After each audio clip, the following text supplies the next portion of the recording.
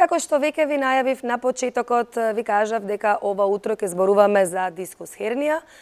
Слободно можеме да кажеме дека ова е болест на денешницата. Ова утро наш и ваш гостин е доктор Љулзим Агаи, кој што ни доаѓа од клиничката болница Аџи-Бадем Систина.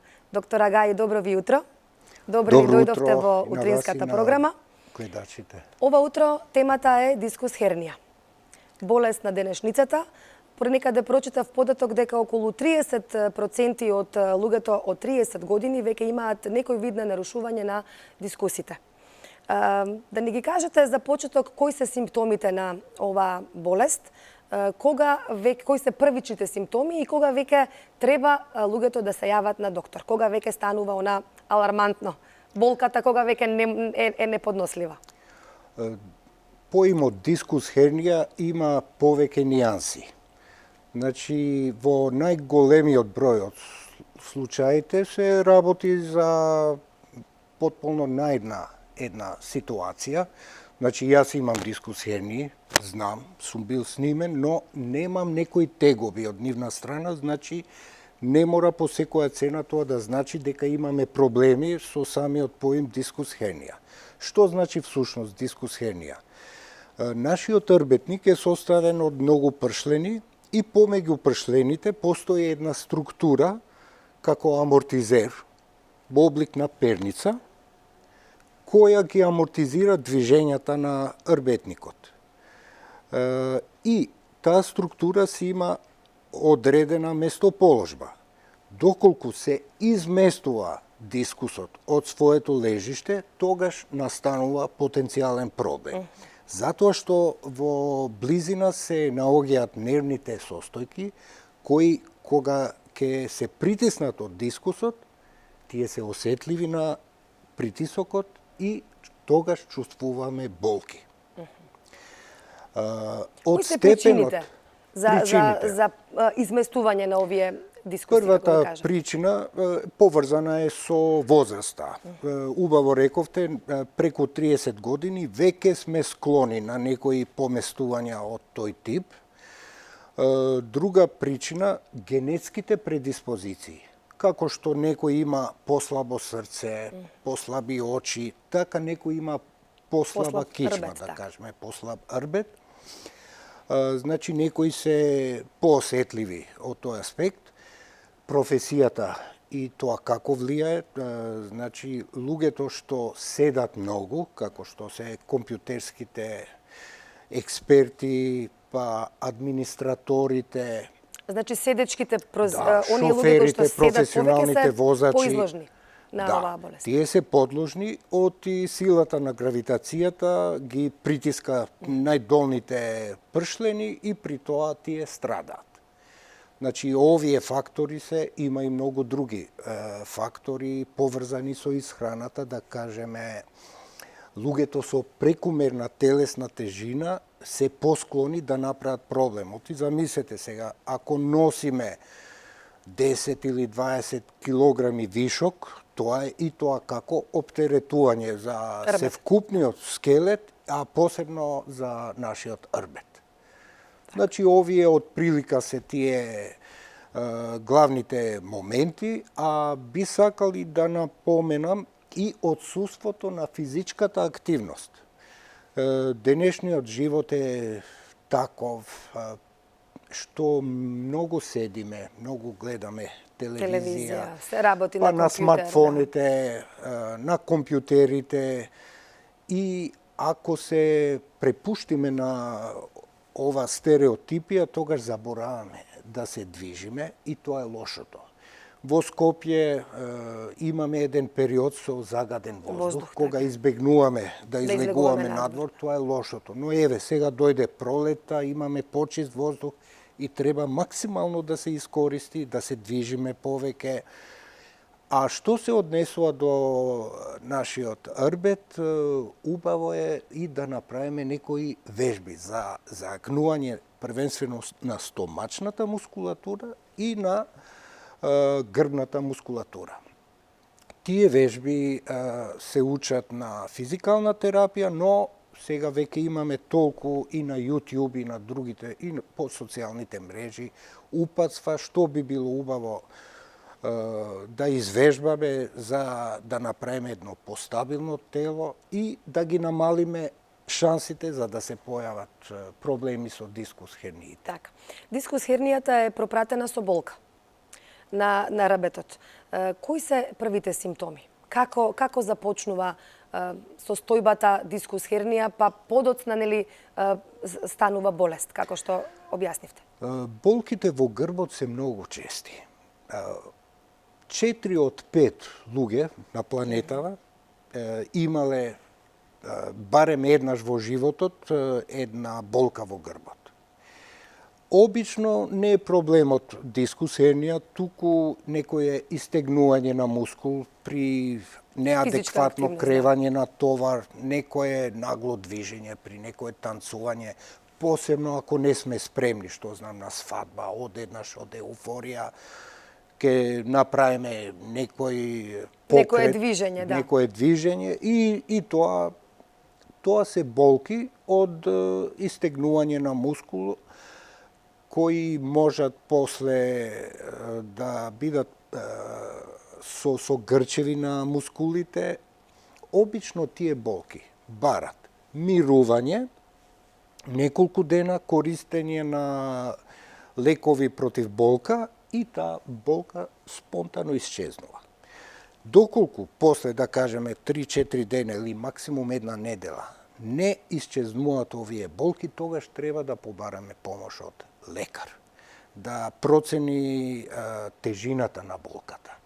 Освен болката, друг многу битен момент, дали е состојбата озбилна, е доколку чувствуваме трнење, отрпнување на нозете, доколку има проблем со контрола на мокрењето, тоа е многу озбилен симптом и тогаш веднаш треба да побараме лекарска помош. А згоре на тоа да напоменам и доколку имаме отсуство на мускулна сила на нозете, и тоа е многу озбилен проблем и секако бара лекарска консултација. Така. Кога ќе ги почувствуваат пациентите, значи, овие симптоми, се јавуваат на лекар. Како се диагностицира дискус хернијата? Кои се исследувања треба да се направат за да се еден пациент да се диагностицира со оваа болест? Првенствено, кога ќе се соочам со пациент што се жали на болки во рбетот, најбитен е прегледот. Со преглед, ние лекарите ја проценуваме тежината на состојбата и врз основа на таа тежина на состојбата проценуваме дали има потреба од минимални или повеќе сложени постапки радиолошки.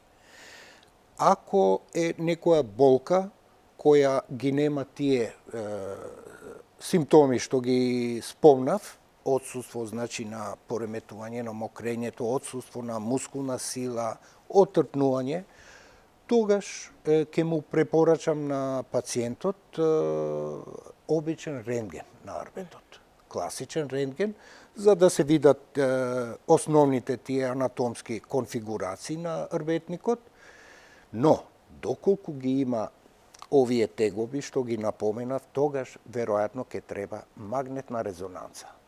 По потреба може и компјутеризирана томографија за да се види поубав приказ на скелетот, коскените структури поубаво се прикажуваат со тоа снимање, а по потреба се врши и така наречена електробиографија. Тоа е невролошко испитување каде што целта е да се процени електричната активност на мускулите. Така.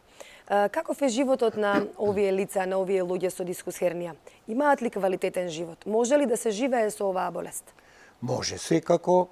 Во мал број од случаи се тие симптоми поизразени, а во уште помал број тие се за операција.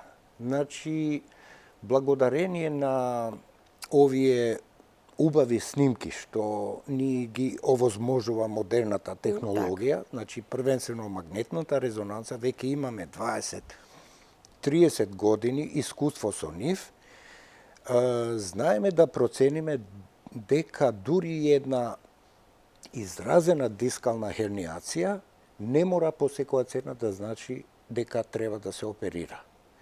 Доколку има отсутство на тие тегови од страна на пациентот, ако е само болката главен проблем, обично даваме предност на така нареченото конзервативно лекување, односно без операција. Да позборуваме без за третманот. операција даваме совет за мирување, секако боледување, користење на средства против болка, и ако тргне добро работава, тогаш следниот чекор ќе биде физикалната терапија. Физикалната терапија има за цел да го информира пациентот каде сгрешил, зошто дошло до појава на тие проблеми, на таа болка, да смени нешто од неговото или незиното секојдневие, значи помалку седење, повеќе движење, внимание со телесната тежина и секако вежби. На физикална терапија пациентот треба да се научи да применува секојдневно вежби за зајакнување и одржување на мускулатурата. Со тоа максимално ги спречуваме понатамошните влошувања на проблемите на арбетот. Така. Во кои ситуации препорачувате операција? Оперативен третман на дискус хернијата? Значи, за да има Кога е операција, сериозна веќе состојбата? мора да имаме адекватен пациент со не само болки, туку и со одредени проблеми, со потешкоти во движењето во силата на мускулите. Кога проценуваме дека освен болката, дискусот прави и оштетување на функцијата на мускулите, тој пациент е веќе кандидат за операција. Но мора нормално да имаме и адекватен приказ на снимањето, на магнетната резонанца, каде што гледаме една изразена дискална херниација, и ако се совпаѓаат резултатите од радиолошкото исследување со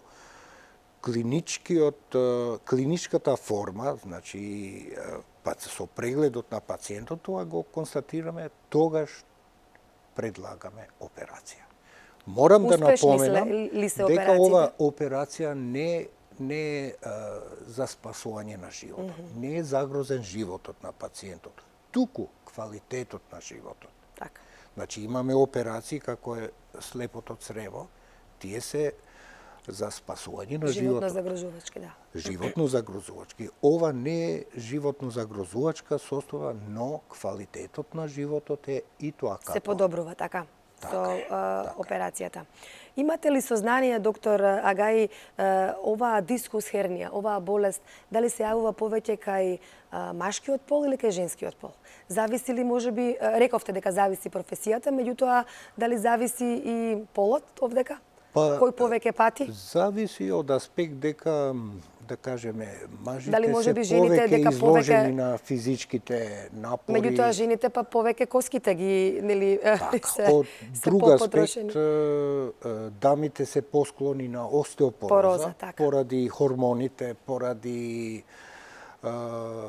репродукцијата, значи сите господи што имале породувања се посклони на остеопороза, тоа е состојба каде што се намалува густината на скелетот и тоа условува една потенцијална нестабилност на рбетникот, така да кај овој тип на популација треба повеќе да се внимава на метаболизмот на калциумот, по потреба да се направи дензитометрија, тоа е една постапка ортопедите го прават, ја проценуваат остеопорозата, дали има потреба од некои лекови, а во секој случај повторно нагласувам вежбањето и тука е спас. Главниот лек е вежбањето, секогаш. И кај мажите, и кај жените. Одржувањето на телото, одржувањето на формата, одржувањето на телесната тежина е главната превенција за сите овие проблеми. Болести. Така, за дискус хернијата. Значи да резимираме, рековте дека со генетска е болеста, се лекува, меѓутоа не е само генетска, туку и зависи од возраста, Не, зависи генетска, и од во строгиот смисол на зборот, туку потенцијално Така. некоја предиспозиција. така. И сепак порачувате, она што е ваша порака е физичката активност, сепак телото да не се запоставува. Пред да се вклучиме во разговорот, овдека во разговор со нашиот камерман кажавте како што автомобилот се одржува, така потребно е и телото, така? И телото да се одржува, За да не се издава. сервисира. Да. Тоа го забораваме, го запоставуваме, обземени со секојдневните активности, грижата за другите, се забораваме себе си. Но за да функционираме како што треба, мора да се одржуваме и себе си. Така е. Ако не пиеме вода, ако не јадеме, нема да бидеме способни да функционираме. Но истото важи и за вежбањето. Телото мора да се одржува. Мора да учиме нешто и од мајката природа, ги гледаме животните. Тие животни што вежбат, што ловат, што бегаат, што трчат, Што се активни, така? тие се активни и тие се одржуваат во живот. Ние ова сме го заборавиле.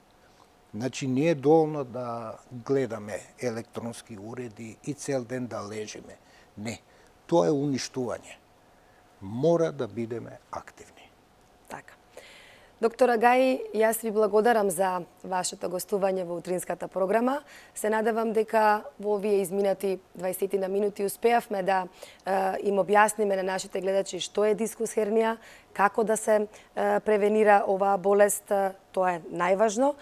Може би некои суплементи дали препорачувате еве вака како за крај да се пијат или сепак здрава исхрана и спортување и вежбање, тоа е лек за повеќе болести, па и за дискус хернија. И негативниот ефект на пушењето, морам да го напоменам, дека влијае врз рбетот. Така. Негативно. Ви благодарам за гостувањето. Ви благодарам посакувам вас. убав ден и убав викенд и до наредна прилика. Благодарам.